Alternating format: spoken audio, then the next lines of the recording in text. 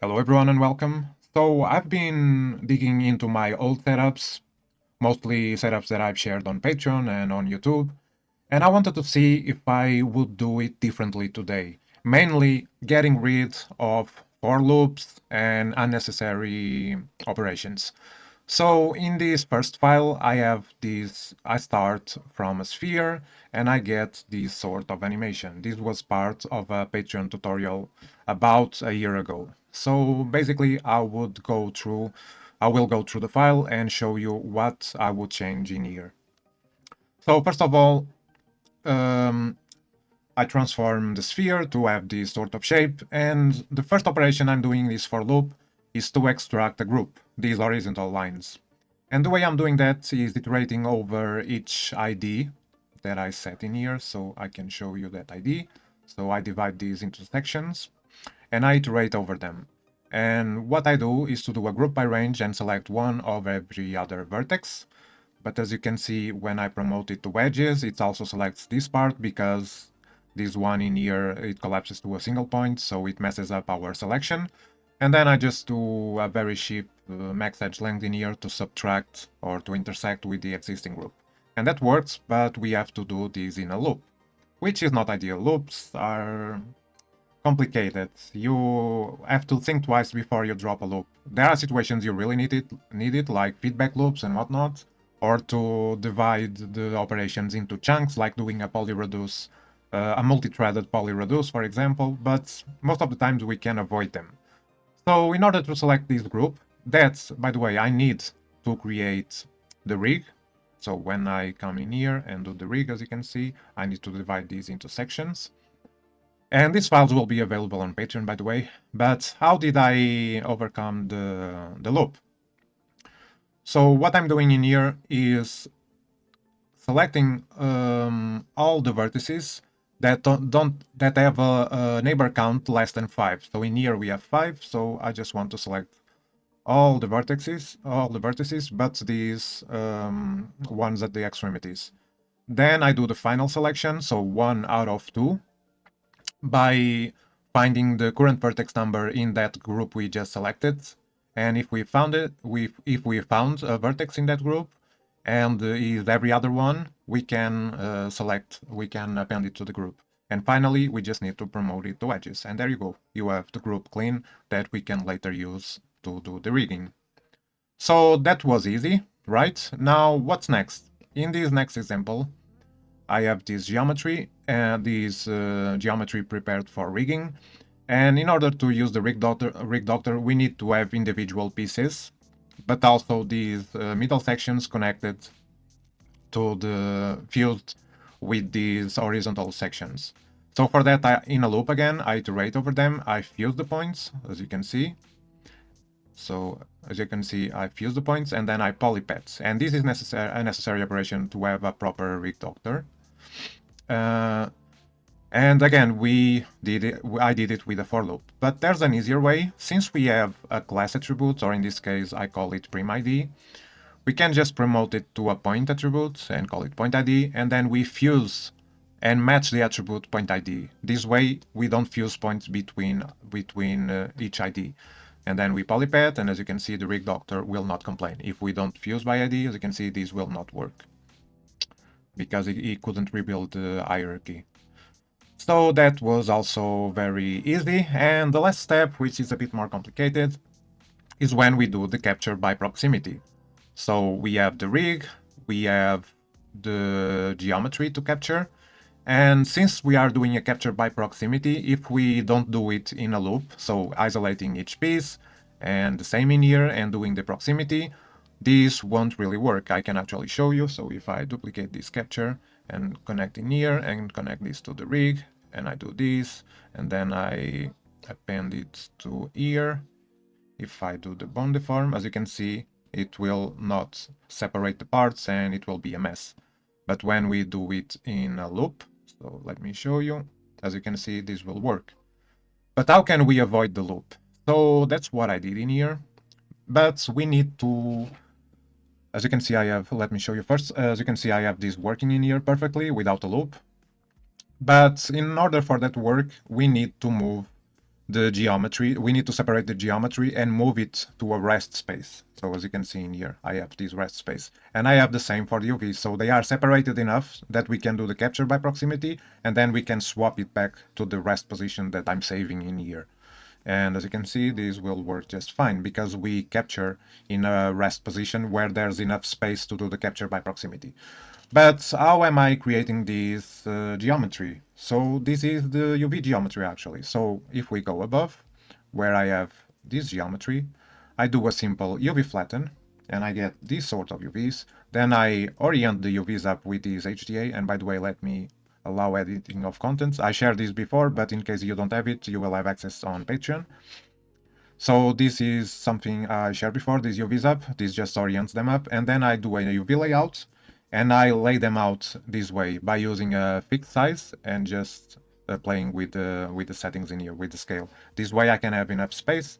Then it's simple, we just promote the UVs to a point attribute and do an attribute swap UV to P, or just in a wrangle or something like that, you can do the same.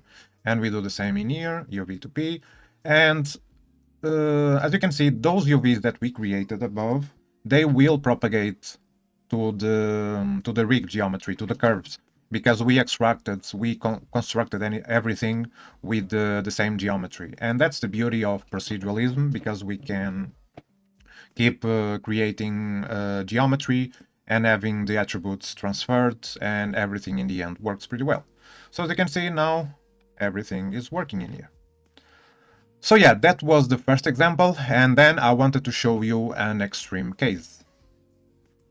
Okay guys, now in this last example I wanted to show you an extreme case where I have animated geometry and I am doing the loops on the animated geometry. I wasn't very proud at the time, but I didn't found another solution in time and I had to release the tutorial.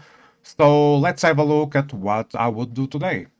So the first thing I do in here, after creating the simple animation of the jellyfish in this case, I wanted to create variations. So in a for each loop, I do basically a time offset, and I speed up or slow down a bit of the animation, ending up with different variations that I can later copy to points and have different variations of the same jellyfish.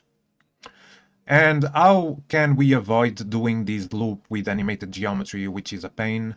So what I ended up doing was doing a labs file cache and creating, in this case, 3 variations, the same as we have in here. So I did 3 copies in here. So labs file cache, which includes a wedge feature, same as we have in tops, but this one is really simple to set up. So you set the wedge count, and I create an attribute called seed that I can feed to the time shift to offset in a random frame, and to a time blend that I can use to speed up or slow down randomly each variation. And then at the end, I can just load all the geometry, all the variations, and also wedges to merge. I set to all wedges, so it loads every single variation, as you can see. And now I also need, in this case, I have this copy num, so an ID for each variation. And in order to create that ID in the file cache, you have this, let me see, file IDX that I later renamed to copy num to play well with my copy to points.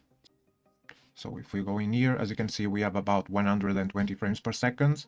If we do the first solution, we get about 40, as you can see. Then with the copy to points, everything gets slowed down, but that is normal. Okay, guys, that was the first example. This labs file cache node is really amazing. I have to use it more. Now it comes a very hard part that I had no idea how to do this in a proper way. Basically, I have these trails. So let me show you first in here. I have these trails that I simulated with Vellum. Let me slow it down. And I want to mesh it with a sweep. But without a proper up attributes, I can't really have them stable because they are rotating all around and whatnot.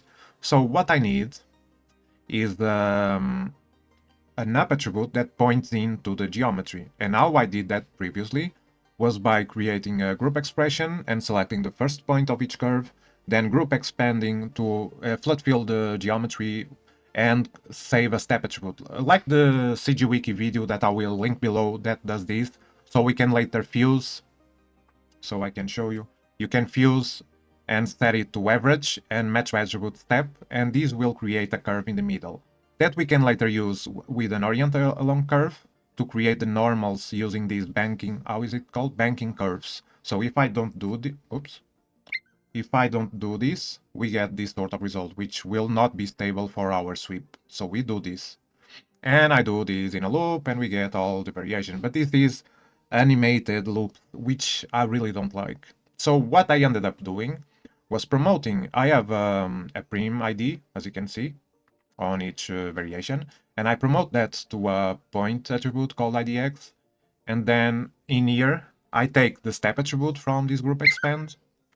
I take the step attribute and the IDX, and I just multiply it by a big value, so we have enough variation for the step attribute, so it's not the same on every curve. And then I just fuse, and we can do this without a loop, so we fuse by that step attribute. The thing is, let me set this to 0 and go in here, and let's see how much the performance of this. So let me increase. So we get pretty good performance with the loop, which I didn't worry too much at the time, so it was performing well. But when we do this without the loop, look at this. We get down to 40 frames per second. And I was wondering, why is that?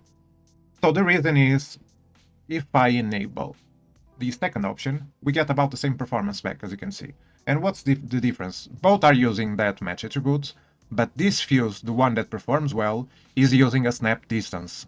So if you constrain the fuse to a snap distance, even if you're matching by attribute, it's always a good idea to use a snap distance. So the fuse node doesn't have to calculate an infinite radius, let's say. So you can see how much difference that makes from about the max frames per second to half the performance or something like that. So as you can see, that makes a lot of difference. And then later, so if we set this to 1, the green one, and we compare it at the end, as you can see, we have a stable orientation.